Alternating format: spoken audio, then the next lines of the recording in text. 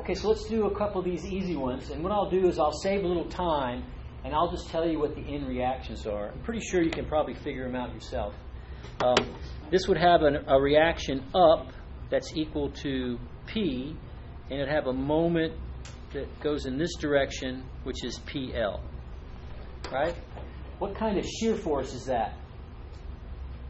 Positive or negative? Positive. What kind of bending moment is that? Negative. So when I do my shear force, what's the shear force that I start at? Positive. So I'd start at a positive P.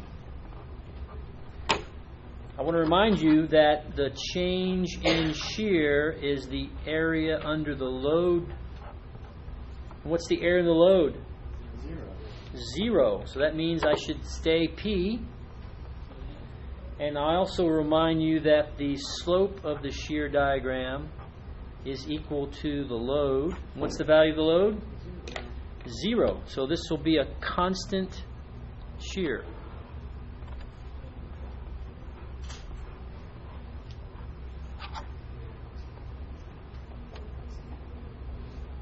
Now some people ask me, well, wait, this load is down. Is that a negative shear? And why am I getting a positive value?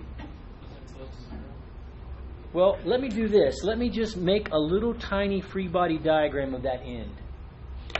So if I were to draw a little tiny free body diagram, like super tiny, like dx tiny, and on the right side is where the load P is applied, and on the left side is my positive shear force. What's equilibrium say my shear force has to be? P, positive P. And what do I get? Positive P. Isn't it cool how it all works out? Yeah. What's the bending moment starting here? Negative PL.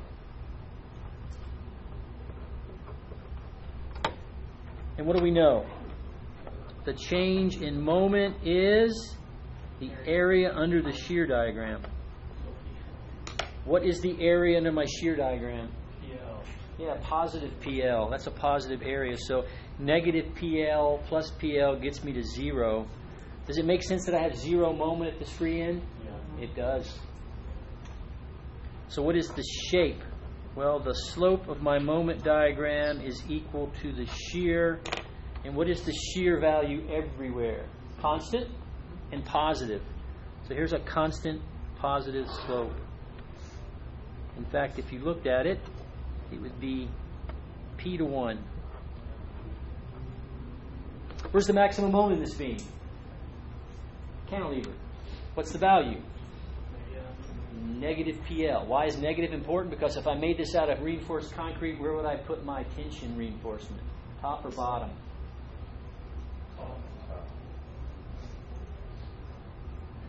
Ooh. Top. Things that make you think. Top. Because remember, how's this thing going to bend? It's going to bend like that. The top's going to be in tension, the bottom's going to be in compression. All right, let's go to this guy. What's the shear value here? 0. What is the moment reaction? It looks like that and has a value of m naught. Is that a positive bending moment or a negative bending moment? Positive. So let's draw my shear diagram first. I'm going to start off with a shear of 0. The change in shear is the area of the load curve. What's the area of the load curve? 0 plus 0 is 0. And I'm going to connect them by looking at my load. My load is 0, so the slope is 0, so I get no shear. Shearless beam. Now we'll do the moment diagram. We'll start with a moment of m naught, positive or negative? Positive.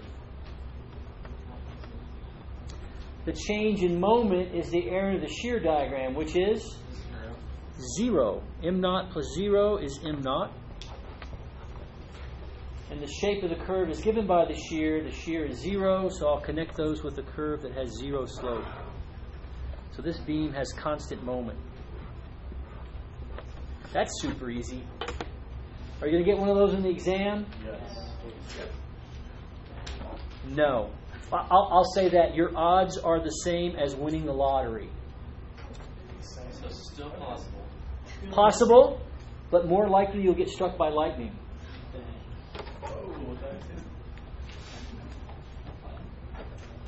Oh, I should say the lottery with the Powerball.